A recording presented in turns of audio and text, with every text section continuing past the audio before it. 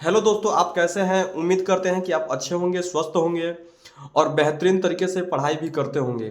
दोस्तों, आज के इस वीडियो में हम लोग क्लास 12th का 2025 का भौतिक विज्ञान का मॉडल पेपर के बारे में बात करने वाले हैं। किस तरह से 2025 में क्वेश्चन पूछा था मॉडल पेपर में। जो बच्चे 2026 की बोर्ड एग्जाम की तैयारी कर रहे हैं उनके लिए थोड़ा सा हेल्प मिल सकता है। तो आइए देख लेते हैं कैसे कैसे क्वेश्चन आया था इस बार। तो यहाँ पर देखिए, यहाँ पर इस तरह से आपको पेपर देखने को मिलेगा।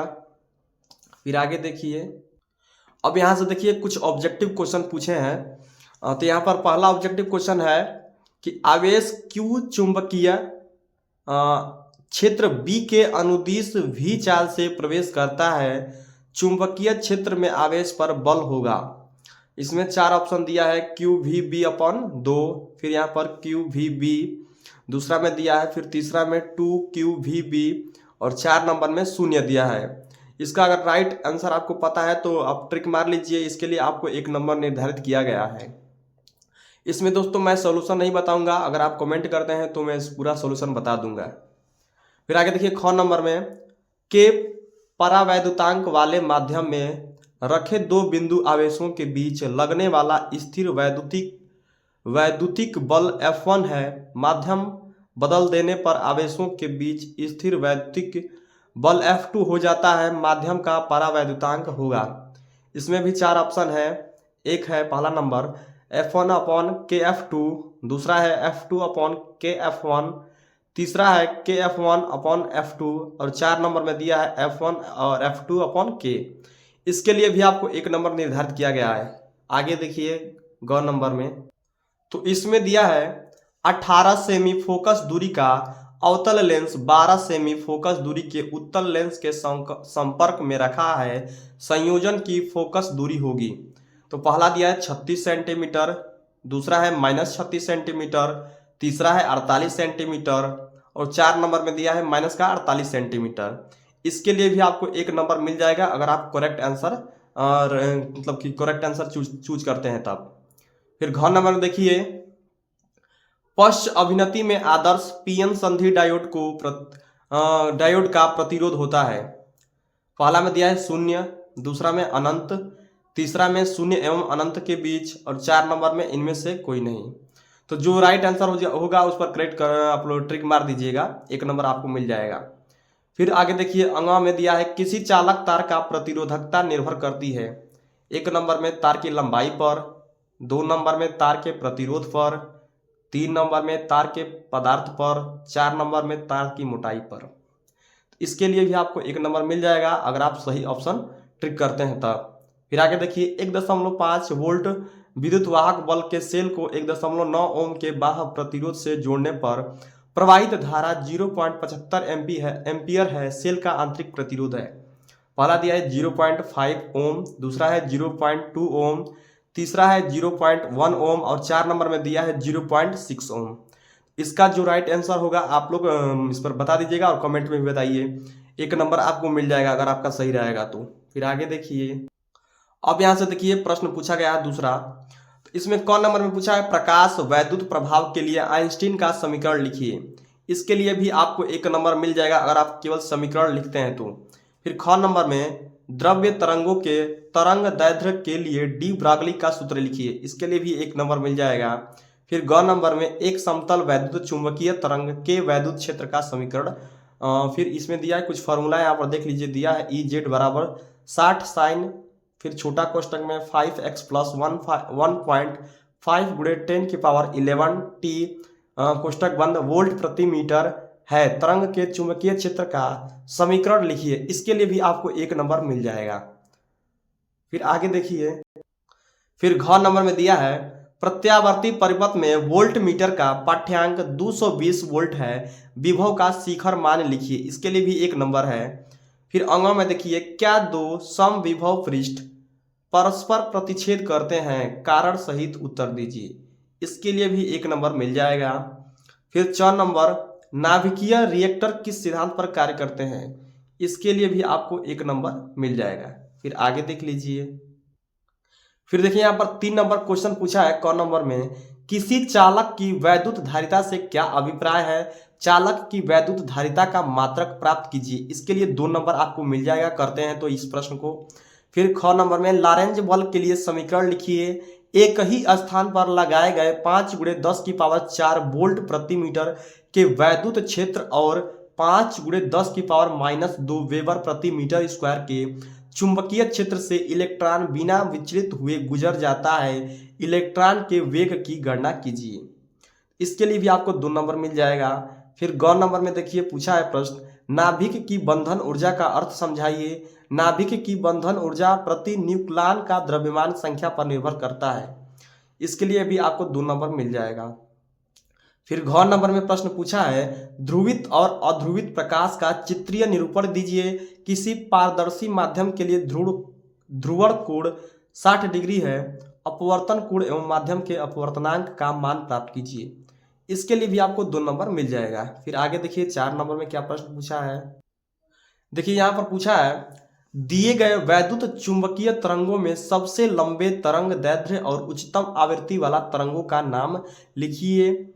सूक्ष्म तरंगे, एक्स किरणें, रेडियो तरंगे एवं अल्फा किरणें विस्थापन धारा से क्या तात्पर्य है? अगर आप सब इनको लिखते हैं तो 3 नंबर मिल जाएगा। फिर आगे देखिए ख नंबर में, परमाणु की अस्थायी कक्षा से क्या अभिप्राय है? हाइड्रोजन परमाणु की अस्थायी कक्षा में इलेक्ट्रॉन की ऊर्जा का सूत्र निगमित कर इसका इलेक्ट्रॉन की कक्षा की त्रिज्या से संबंध का उल्लेख कीजिए। इसके लिए भी आपको 3 नंबर मिल जाएगा। फिर ग नंबर में देखिए, चुंबकीय द्विध्रुव को परिभाषित कीजिए। चुंबकीय क्षेत्र में चुंबकीय द्विध्रुव पर लगने वाले बल आघूर्ण का व्यंजक प्राप्त कीजिए। इसके लिए भी आपको 3 नंबर मिल जाएगा। फिर घ नंबर में दिया है, दिए गए परिपथ की सहायता से परिपथ का कुल प्रतिरोध तथा सेल से प्रवाहित धारा की गणना कीजिए। इसके लिए भी आपको 3 नंबर मिल जाएगा। फिर आगे देखिए क्या प्रश्न पूछा है। फिर अंगनांगों में पूछा है, खगोलीय दूरदर्शी क्या है? खगोलीय दूरदर्शी का किरण आरेख बनाइए जबकि अंतिम प्रतिबिंब अनंत पर बनता है। इसके लिए भी आपको 3 नंबर मिल जाएगा। फिर आगे देखिए प्रश्न 5 में क्या पूछा है। तो देखिए यहाँ पर पूछा है, स्थिर वैद्युतिकी में गाउस का नियम लिखिए। इसके आधार पर समतल आविष्टि प्लेट के कारण उत्पन्न वैद्युत क्षेत्र का सूत्र प्राप्त कीजिए। इसके लिए आपको 3 नंबर मिलेगा। फिर ख नंबर में, पीएन संधि डायोड के उत्क्रम अभिनति का परिपथ चित्र की सहायता से कार्य विधि समझाइए। इसके लिए भी 3 नंबर मिल जाएगा। फिर ग में दिया है, प्रत्यावर्ती परिपथ में प्रतिबाधा एवं प्रतिघात में क्या अंतर है? एलसीआर परिपथ में शक्ति गुणांक का सूत्र लिखिए। इसके लिए भी 3 नंबर मिल जाएगा। फिर घ नंबर में दिया है कि यंग की द्विध्रुवी प्रयोग प्रकाश के किस प्रकृति की संपुष्टि करता है?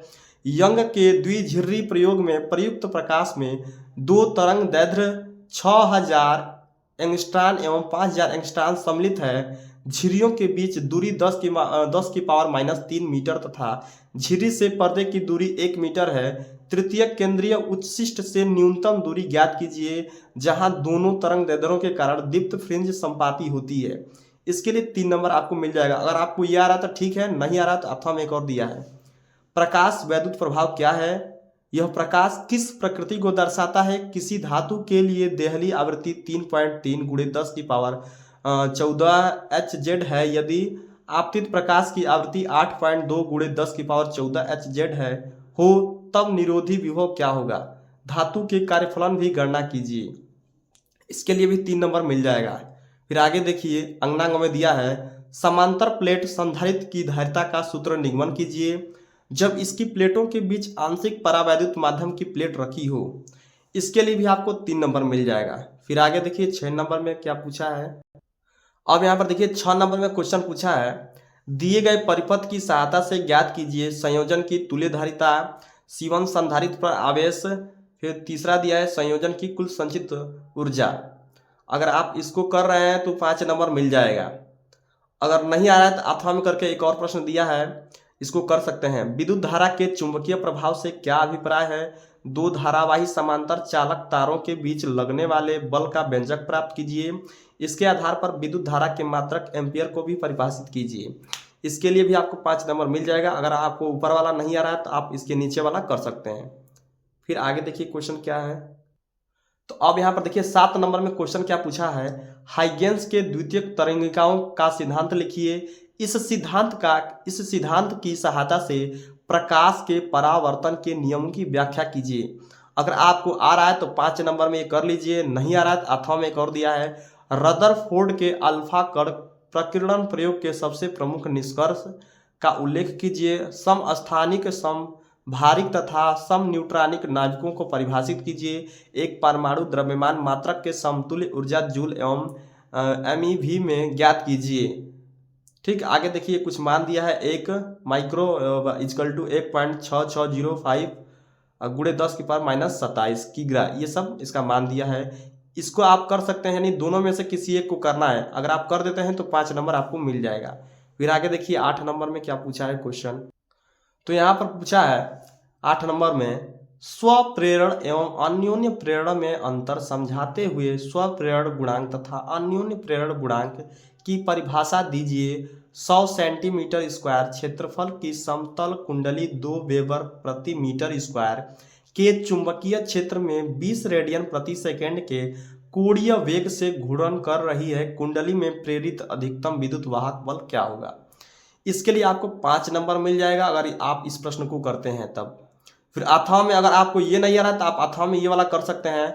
वैद्युत परिपथ से संबंधित किरचॉफ का नियम लिखिए। दिए गए मीटर सेतु में संतुलन बिंदु D पर प्राप्त होता है। प्रतिरोध S के समांतर 12 ओम का प्रतिरोध जोड़ने पर संतुलन बिंदु D' पर खिसक जाता है। प्रतिरोध R एवं S का मान ज्ञात कीजिए। इसके लिए अभी आपको 5 नंबर मिल जाएगा, दोनों में से किसी एक को करना है। फिर आगे देखिए 9 नंबर में क्या पूछा है क्वेश्चन। तो यहाँ पर देखिए 9 नंबर में पूछा है, ठोसों में ऊर्जा बैंड आरेख के आधार पर चालक, फिर अर्धचालक तथा कुचालक में अंतर की व्याख्या कीजिए। शुद्ध अर्धचालकों के डोपिंग की क्या आवश्यकता है? दिए गए परिपथ में आदर्श डायोड D1 एवं D2 में धारा का मान लिखिए। इसके लिए भी आपको 5 नंबर मिल जाएगा अगर आप इस प्रश्न को करते हैं तब। नहीं आ रहा है, फिर एक और दिया है, इसको कर सकते हैं। किसी गोलीय पृष्ठ द्वारा, ठीक है, देखिए यहाँ पर किसी गोलीय पृष्ठ द्वारा प्रकाश अपवर्तन का सूत्र लिखिए और इसकी सहायता से पतले लेंस के लिए संबंध 1/f बराबर n-1, फिर कोष्ठक में 1/r1 माइनस 1/r2 व्युत्पन्न कीजिए। यह भी दर्शाइए कि अवतल लेंस के लिए फोकस दूरी ऋणात्मक होगी। इसके लिए भी आपको 5 नंबर मिल जाएगा, यानी दोनों में से किसी एक को करना है। समझ गए? फिर आगे देखिए, फिर यहाँ पर देखिए कुछ मान दिया है, इसके अंत में दिया होगा जब खत्म होगा पेपर। तो प्लांक नियतांक दिया है 6.6 गुणे 10⁻⁻34 जूल से सेकेंड होता है लगता है। निर्वात में प्रकाश की चाल बराबर 3 गुणे 10⁸ मीटर प्रति सेकेंड है। फिर इलेक्ट्रॉन पर आवेश 1.6 गुणे 10⁻⁻19 गुलाम होता है। ठीक, तो ये कुछ मान दिया है, आप इसको जरूर याद करके जाइएगा।